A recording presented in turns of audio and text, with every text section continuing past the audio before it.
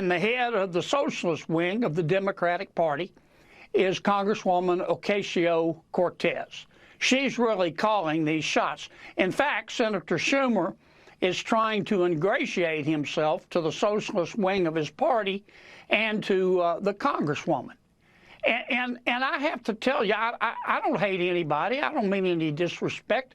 But based on her policies and beliefs, Congresswoman Ocasio-Cortez is single-handedly trying to put an end to dumb blonde jokes. I mean, based on her policies, $1.5 trillion,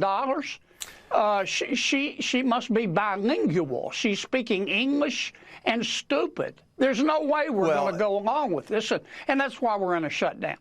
Wow. Okay, speaking English and stupid.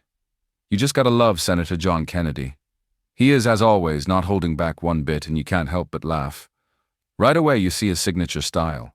It's that classic, folksy, country lawyer delivery, but the zingers themselves are just so sharp.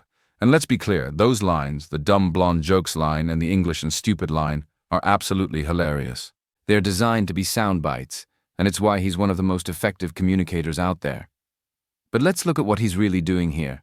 He's not just landing jokes for the fun of it. He's using that humor to make a massive political point.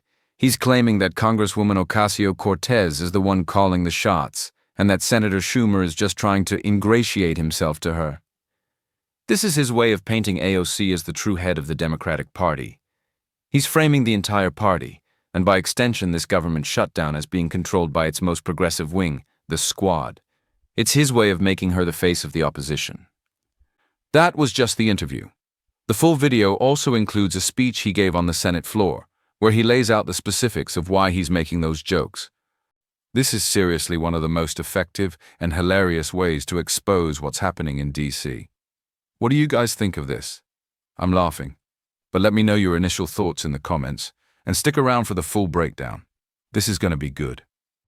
All right, guys, so the government is shut down, which means that Capitol tours are closed, but we had a bus of kids from the Bronx and schools that came all the way down here for a tour. Obviously, no one knew the government was shut down, so I'm giving them a tour. Say hi, everybody. Congresswoman Ocasio-Cortez is. She's running the show. It was no accident the other day the Congresswoman let it slip. She said, if you really want to negotiate an end of this shutdown, come see me. Come see me.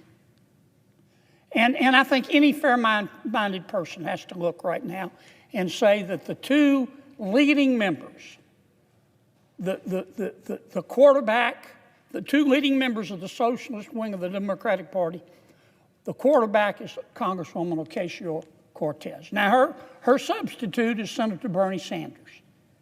But I think it's the Congresswoman who's calling these shots.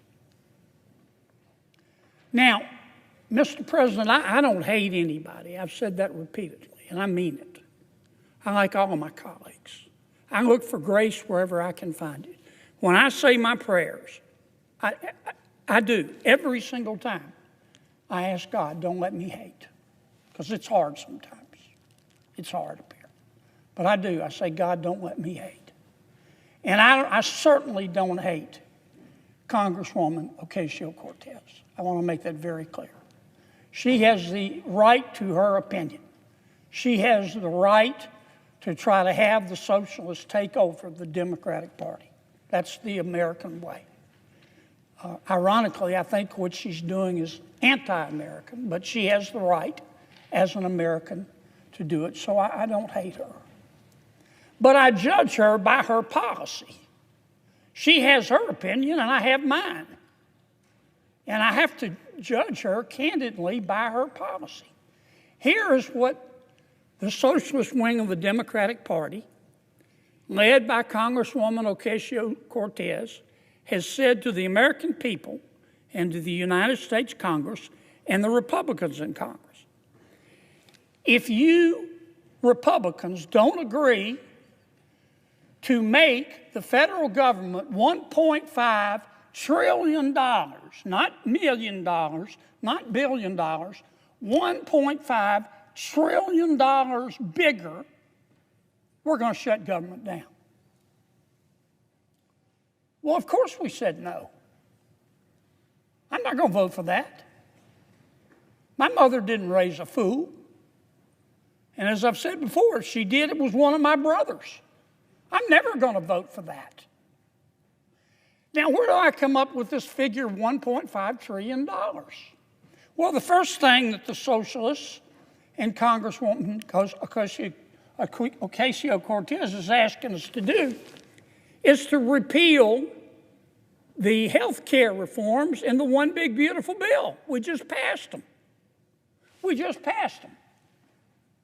Here it is, Subtitle B, Health in the One Big Beautiful Bill. Now, we didn't cut Medicaid in the One Big Beautiful Bill. In fact, under our bill, Medicaid is going to increase 2% a year over the next 10 years.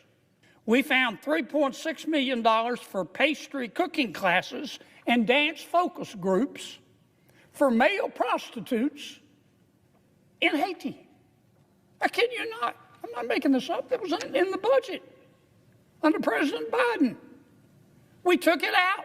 Congresswoman Ocasio-Cortez in the socialist wing, the loon wing of the Democratic Party, says we're going to shut down government until you put it back in. $4.2 million.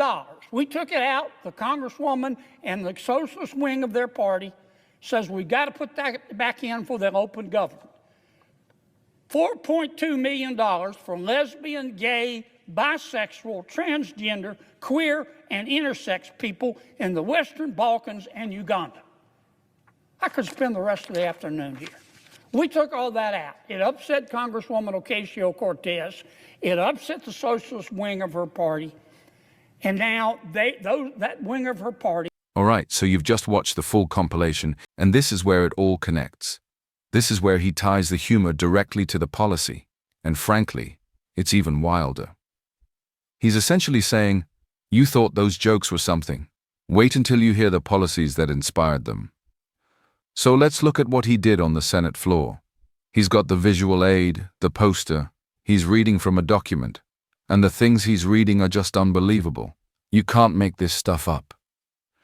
$3.6 million for pastry cooking classes and dance focus groups for male prostitutes in Haiti. $4.2 million for LGBTQ, people in the Western Balkans and Uganda. This is a classic wasteful spending argument, and you have to admit he's picking some absolute gold. He's reading these line items that to any normal person sound completely absurd and, honestly, hilarious in a dark way. He knows that these specific lines sound shocking and like a total waste of taxpayer money to his audience. Then he makes his final move. He ties it all together. He says, Republicans took it out. He is building a very simple, very powerful narrative. He's framing this entire complex government shutdown as a fight over these few woke, ridiculous-sounding programs. He's saying the government is closed because, in his view, AOC and the squad want to fund pastry classes in Haiti. This is where that narrative you hear, that progressives are out of touch or have a radical agenda to destroy America, is built from. Kennedy is building a case, piece by piece, that their priorities are not the priorities of the American taxpayer. He's showing that this kind of spending is irresponsible and prioritizes foreign projects over American citizens. It's a masterful way to communicate. Instead of giving a boring policy speech that puts everyone to sleep, he hits them with these unbelievable-sounding examples to make his point. He's basically daring them. Go on, defend this. Tell the American people this makes sense. He knows they can't, not in a way that sounds good to regular folks. So, what you're seeing is a very deliberate and, let's be honest, pretty hilarious way to make a political point. He's using humor and shocking examples to expose what he believes is a radical anti-American agenda. It's less about a dry policy debate and more about showing just how, in his view, out of touch these priorities are. And that's why he's so effective.